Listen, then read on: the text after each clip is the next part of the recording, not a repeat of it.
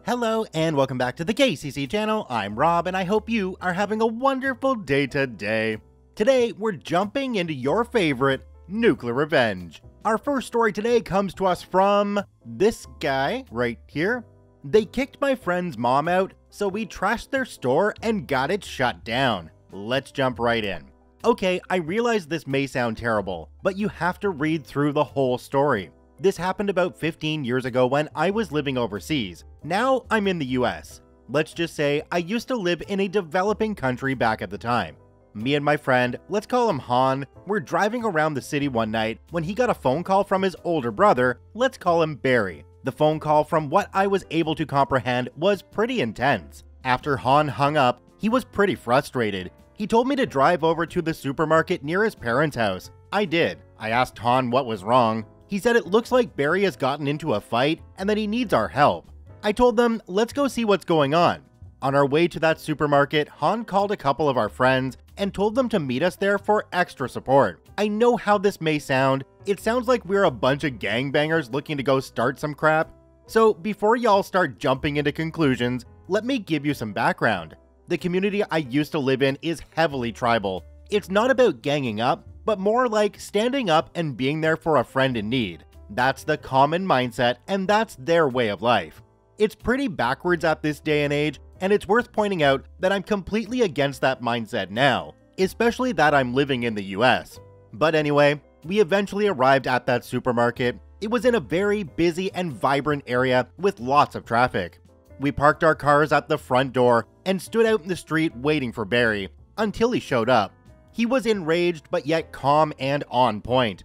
We asked him what was going on, so he went on explaining. Apparently, Barry and Han's mom went into the supermarket to buy some chicken. She did manage to buy some chicken in a sealed container. She needed it to cook for the day, but when she got home and opened the container, the chicken smelled absolutely rotten and disgusting.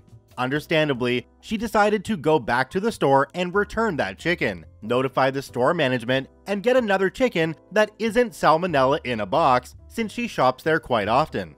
I know my friend's mom. She's not a Karen in any way, and she's this super sweet lady in her 60s who is very friendly with everyone she meets. When she went into the store, found the store manager, told him about the rotten chicken, and asked him, politely, to give her a different one, she was even discreet about it and didn't want other customers to hear. The manager was super rude and refused to acknowledge that there's anything wrong with the chicken outright, refused to exchange the chicken, and wouldn't even smell or look at it. He called her a liar and told her to get the hell out of his store.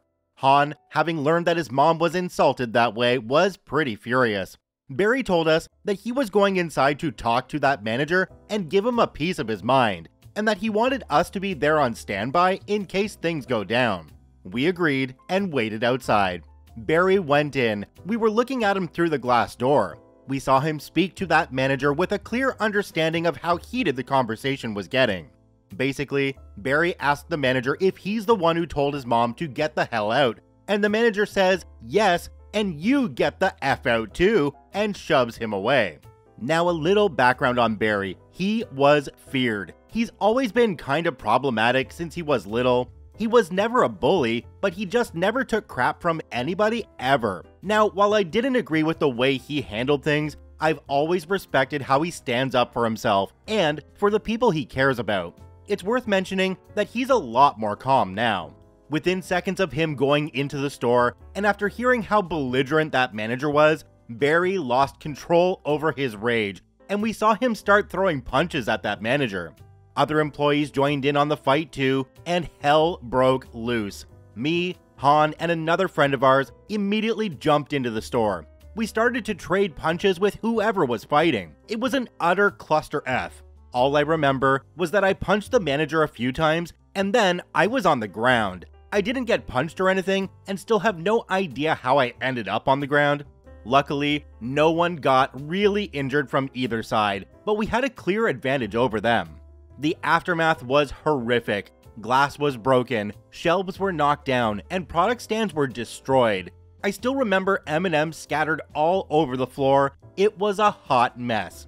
At that time, we knew we were absolutely effed. We pretty much vandalized the whole darn store and physically assaulted its staff.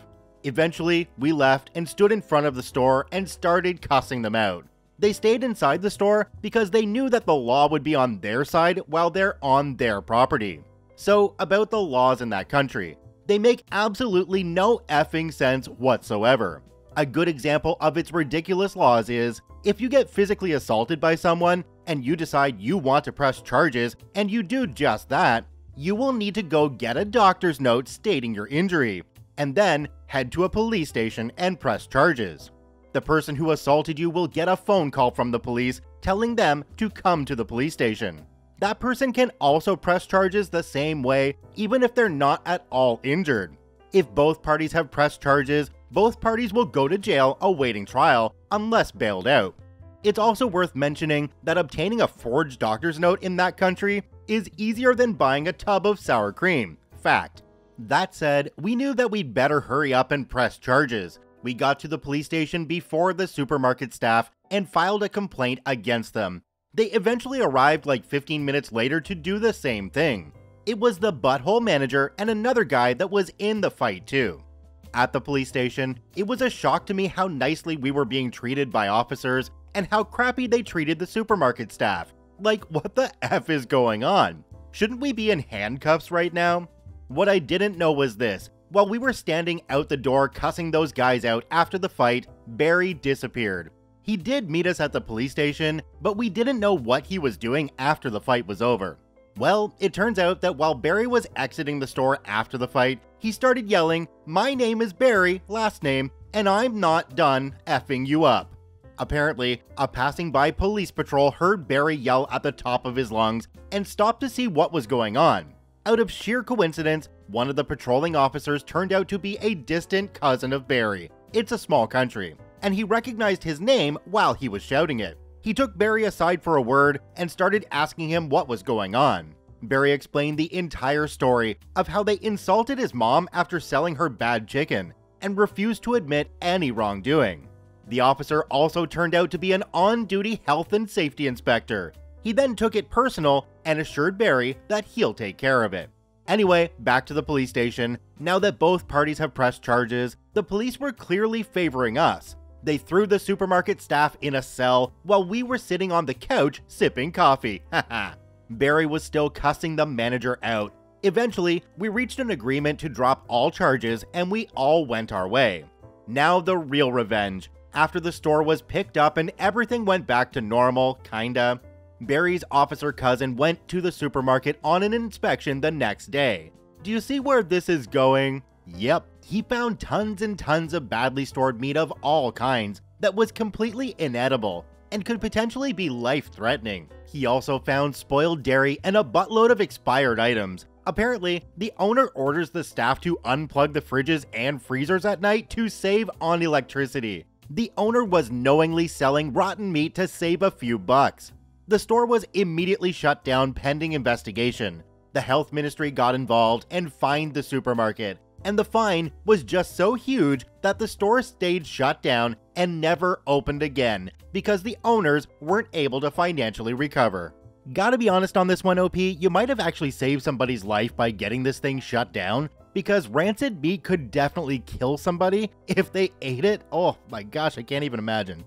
Do me a quick favor and take a look down below the video. If that subscribe button's still red, it means you're actually not subscribed to the KCC channel. Please hit that subscribe button for more daily Reddit stories. Our next story today comes to us from Karasu Tepis 80. Try to strong-arm evict me illegally? We'll see about that. Let's jump right in. This happened back in 2010 when I lived in Winter Garden, Florida with my husband and his dying uncle. Background: my husband and I moved in with his sick uncle after losing so much during the 2008 housing market crash in the US, like many of my husband's long maintenance customers. We also moved in with his uncle into a condo because his uncle had stage 4 cirrhosis of the liver and his self-entitled sister and her family refused to help take care of him. My husband, a retired Seminole County Sheriff's officer, important later, and I got ourselves set in the condo's 2 bedrooms as his uncle had himself set up in the living room, including his bed. On the first day, we found dangerous black mold caused by a leaky dishwasher. On the second day, we found the master shower had loose tiles and a leaky shower head. On the third day, we found a nest of brown recluse spiders in the living room. We talked with his uncle about these problems and found out that the slumlord, friends with the self-entitled sister and aunt and her family, was refusing to take care of the issues as required by law. We wanted to start legal actions then, but my husband's uncle talked us out of it several times. The slumlord was nice to us so long as my husband's sick uncle was alive. The very next day after my husband's uncle died was a completely different story. Slumlord had turned nasty, aggressive, and began to try and strong-arm evict us like we were nothing more than drug-addict squatters. Slumlord even bowed up and aggressively tried to fight my husband when we dropped off our next rent check. He kept telling us that we had to move or else, but yet refused to follow actual Florida laws to evict us. Slumlord and his corrupt Winter Garden PD code enforcement officer wife even recruited my husband's self-entitled aunt and uncle to start harassing about just moving even if we have to live in a tent. Why don't you and my RSO nephew just move so they can rent the condo to another senior? We don't have anywhere else to go yet, and he must go through the eviction laws or get into very serious trouble.